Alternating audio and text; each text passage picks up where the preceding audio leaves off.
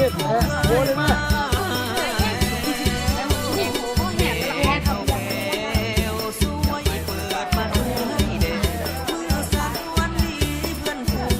โอ้เลย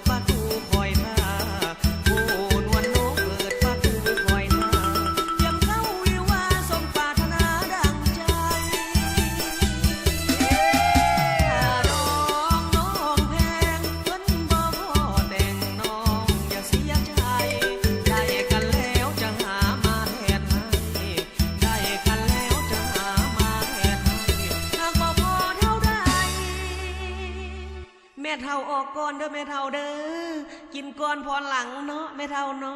ะเฮ้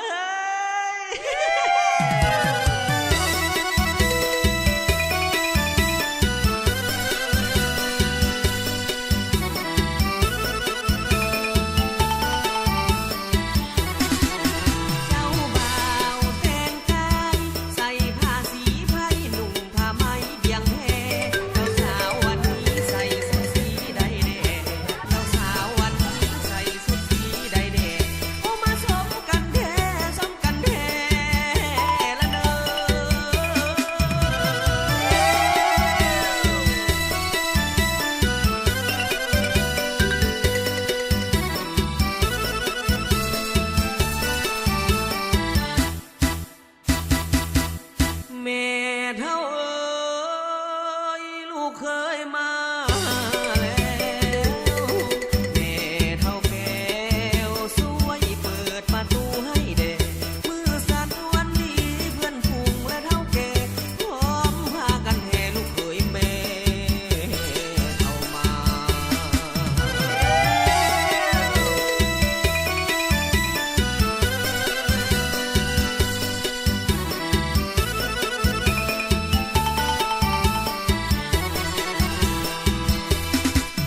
เจ้าสาวของคอยหัวใจเลื่อนลอยเฝ้าคอยวิวา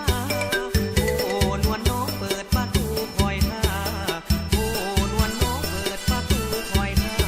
เตรียมเข้าวิวาสมปรารถนาดังใจถ้าน้องแพงเพิ่นบ่พอแดงน้องเสียใจเสียกันแล้วจะกล้าหาเห็น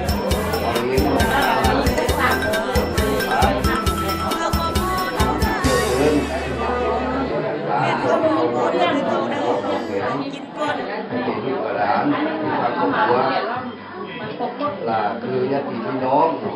พ่อแม่อายเอ่ยน้องงดหักบัวมือนี้มือหนึ่งความหมายสำหรับน้องลูกหลานที่เริ่มทำครอบครัวกันใหม่ซึ่งถูกต้องตามระเบียบกฎหมายของพรรคของรัฐโดยก็เป็นขั้นตอนเนาะทางญาติพี่น้องมีการถูกขอแล้วก็อยากให้ใส่ของไปอยากอยู่ใส่ก็อยู่อยากนอนใส่ก็นอนแล้วตัวนี้เขาจะได้ตัดดีครับเขาต้องหันหน้าข้ามก็อยู่นำเมียพุ่งก็อยู่นำเมียเมียบอกผัวหมายความว่าบอกให้ผัวปฏิเสธเจ้าเป็นผู้นำอันนี้ใช่เอาแต่ผู้ผัวเมียนอกที่แขกมาเป็นยังไงกันก็ไปอย่างดีก็ผู้มีหุ้นกันยังไม่เคยปัจจุบันอยู่หน่วย2บ้านโกนเมืองผาไซ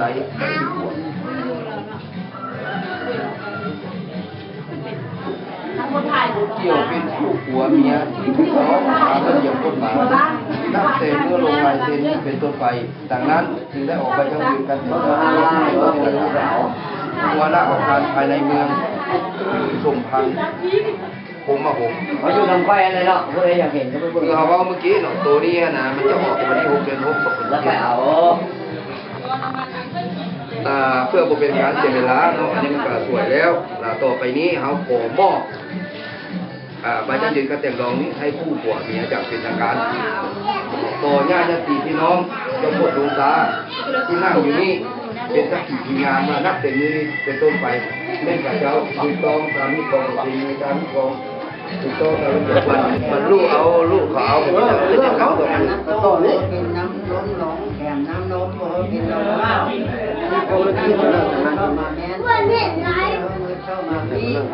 เยี่ยมลูกคงงาเขารอดตาเยี่ยมลูกลายงาเขารอดตาโกยขอเขาเหนื่อยเลยจำเป็นจำว่ามือในน้องไปโอ้ยกันมาพ่อแม่อันนี้มาเพื่อนมาแข่งมาเพื่อนแข่งมาพี่น้องตามคนที่เราคนเดียวเพื่อนเขาห้างเงินเราเส้นถี่เขามีคือดังคอยท่าเราทำกันทำแดงแดงกันทำย้อมเขาอยู่ดีมีแหงมันอยู่ทั้งเป็นหัวนึ่งเดียวเดียวตลอดฟ้ากาลนานดูถ้าเสี่ยวอยู่เคยจะว่าไม่ตามเนี่ยมันยิ่งจะกรอบก็แล้วใครที่ว่าได้นกอีกอันนี้มันก่อนเข้าก่อนล้นมันจะกล้องหน้าก็เนาะเอาดูเพื่อนเจ้าชายขึ้นมาสอนมีก็นั้นเป็นแล้วพ่อเฮอลูกเฮอหลานอันนี้สร้างคนเฮอคนเฮอเพื่อนเฮอนี่เฮอเขาคุ้มเขากลางเขาเป็นหัวนึ่งเดียวหัวนักการแทงแนะนำที่ของนำคลองหันที่นี่น่ะเขาบุกป่าด่างมันเราเลยมันเข้าสองเท่าหรือเจ้าสองเท่าเราเท่าพ่อแม่บ่เฮอแค่พ่อแค่แม่บ่เฮอแค่ลูกแค่หลานบ่เฮอแค่การเลยมันจะนี่อยู่กับนำที่มาถอนมาคลองมาหันมาน้ำไอ้แบบนี้ที่บ่เฮอหมอกบ่เฮอเจ้า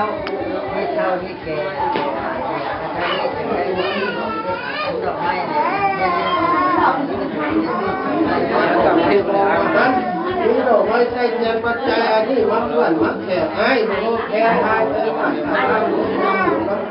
แค่ตาคำซ้ายไม่ได้ดอกเลยของมึงเลยฮะ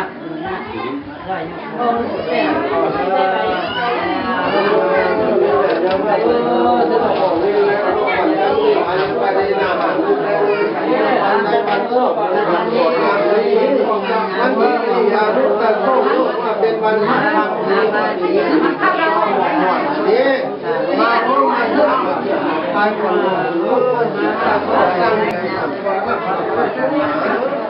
ยังพูดกับไปพ่อเป็นตัวเป็นสองให้เราได้เราจะขอให้ก่อนก็จะขอมาติดใจนั้นตัวว่าดีใจโน้ตยังคงมีได้ว่าที่นั่งน้ำตาน้ำเก้าน้ำตาสัมผัสยังวันนี้แค่น้ำตาไม่ได้รอนะแม่ดีไม่ได้ว่าการทำงานไม่ดีไม่ได้ไปหาแต่แต่ก่อนที่ทำงานไม่ได้ทำงานแล้วก็ไม่ทำงาน จืดไว้ใช้มือทำโยกไว้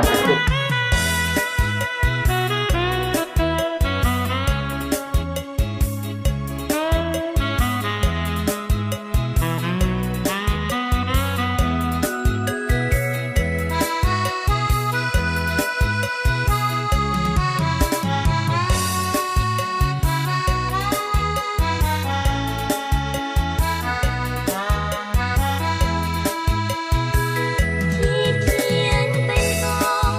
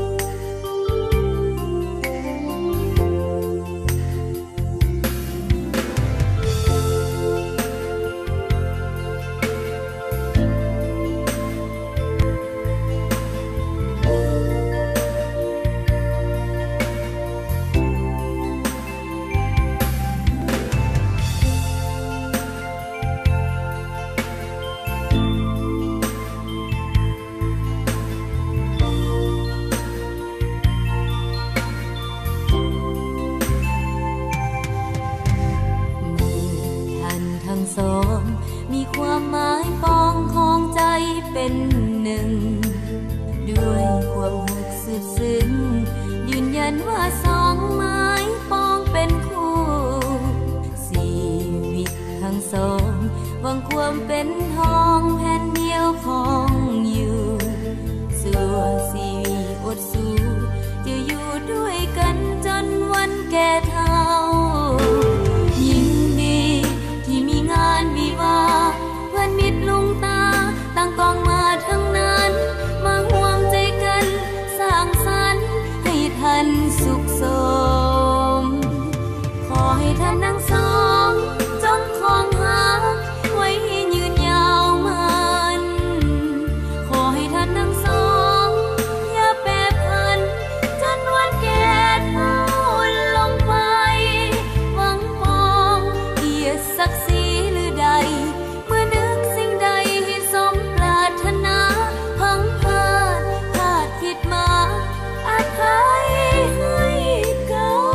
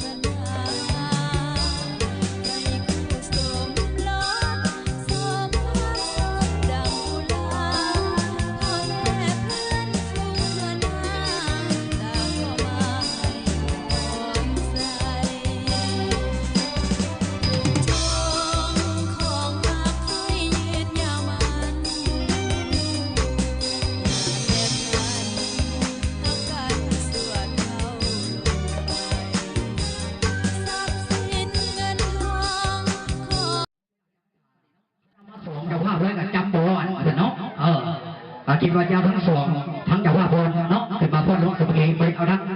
เจ้าว่าไปใส่ก่อนให้เกี้ยทั้งเจ้าว่าไปใส่เบิ้ลมาท่านเอาเฮียซึ่งทั้งเจ้าว่าไปใส่เนาะกาทั้งเจ้าว่าไปใส่กับระดับรานโดยทางทานคำสิงวิในวร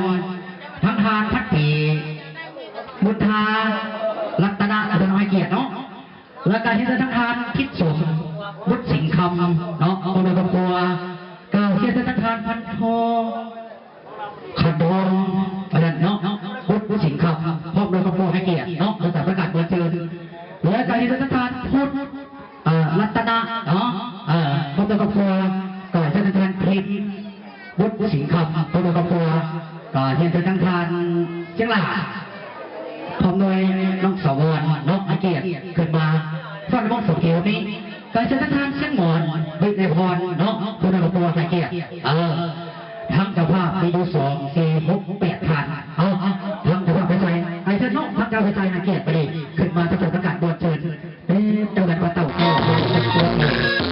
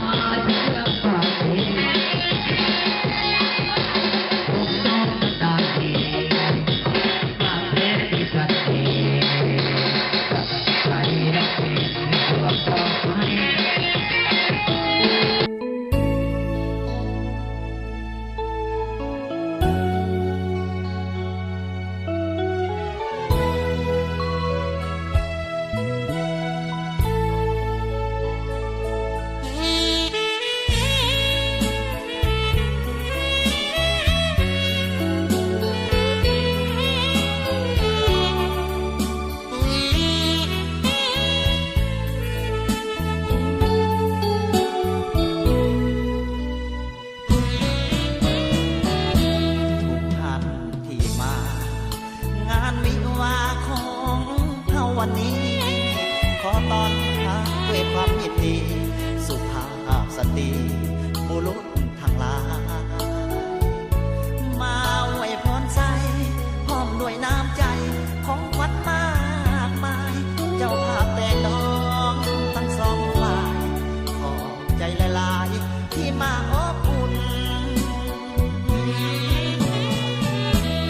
บัดนี้พี่น้อง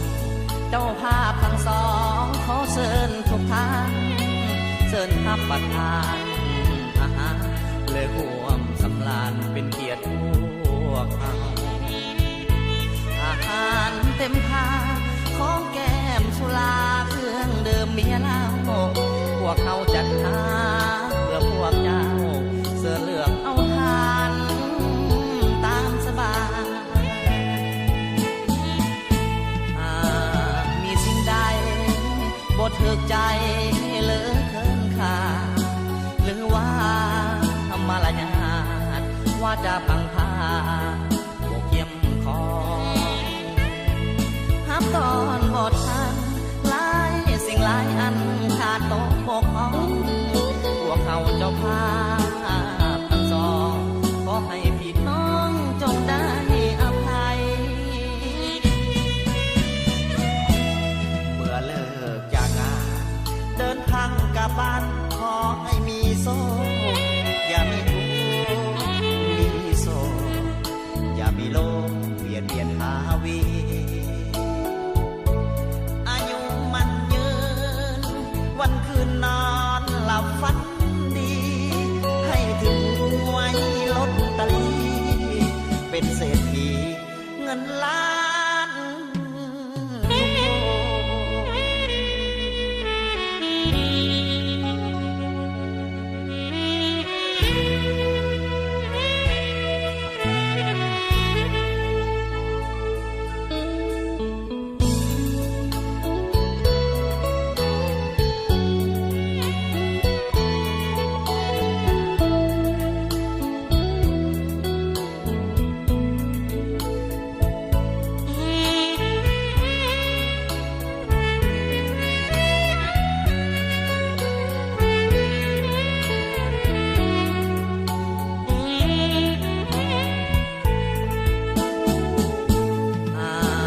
มีสิ่งใด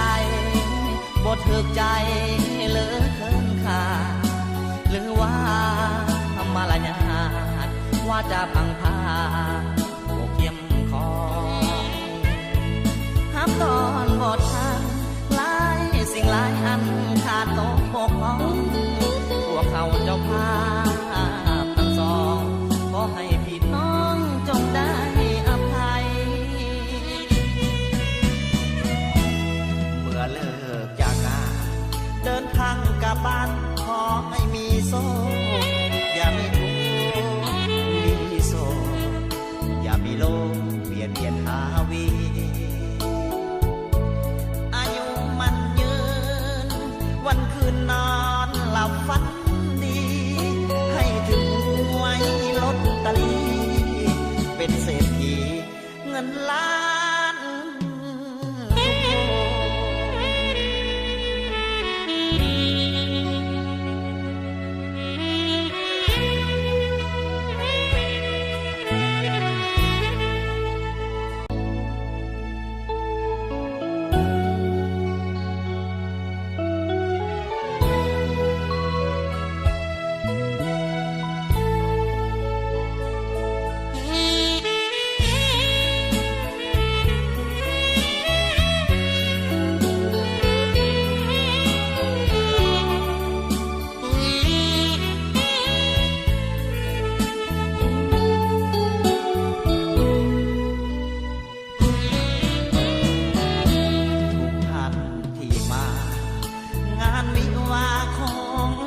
นวันนี้ขอต้อนรับด้วยความยินดีสุภาพสตรีบุรุษทั้งหลายมาอวยพรใจพร้อมด้วยน้ำใจของขวัญมากมายเจ้าภาพแต่น้องทั้งสองฝ่ายขอบใจหลายๆที่มาอบอุ่นบัดนี้พี่น้อง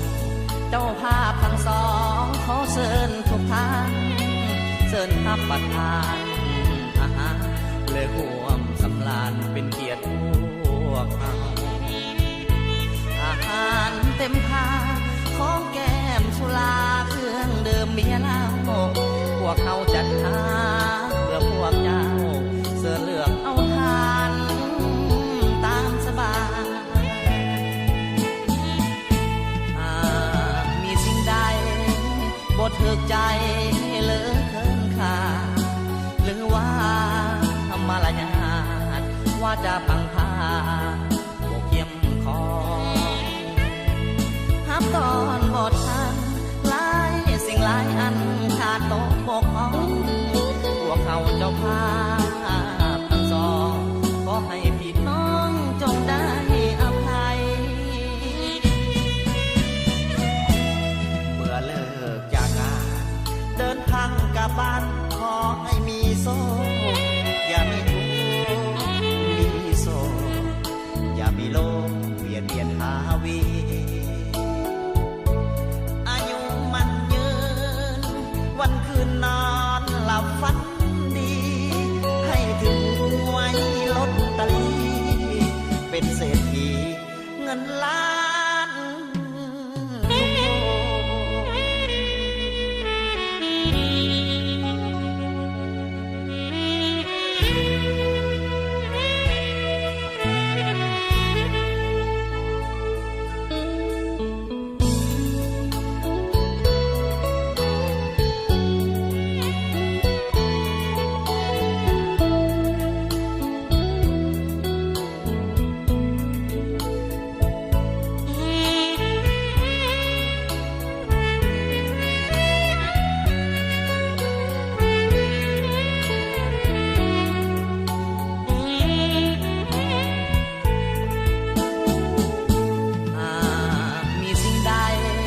กบ่ถูกใจเหลือเกินค่าหรือว่ามารยาทว่าจะพังพาบ่เกี่ยมคอห้ามตอนบททางหลายสิ่งหลายอันขาดตกบกพร่องพวกเขาเจ้าภาพทั้งสองขอให้พี่น้องจงได้อภัยเมื่อเลิกจากงานเดินทางกลับบ้านขอให้มีโซ่อย่ามีทุกข์มีโซ่อย่ามีโลกเบียดหาวีอายุมันยืนวันคืนนอนหลับฝันดีให้ถึงไว้ลดตะลีเป็นเศรษฐีเงินล้าน